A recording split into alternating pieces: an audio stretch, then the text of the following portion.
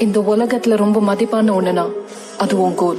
உன் கோல் என்ன, உன் வேல்யூ என்ன, உன் ட்ரீம் என்னன்னு தெரிஞ்சிருச்சுன்னா ஜஸ்ட் கெட் இட். அப்படி இல்லனா நீ உயிரோட இருந்தும் பெண்ணந்தான். வாழ்க்கையில நீ பயப்பட வேண்டியது கடவுளை பார்த்தோம், காலேஜ்ல ப்ரொஃபஸரை பார்த்தோம், இல்ல இந்த சமூகத்தை பார்த்தோம் இல்ல. உனக்குள்ள இருக்கிற ஹீரோ இந்த உலகத்துக்கு தெரியாம போயிடுமோன்னு தான் நீ பயப்படணும்.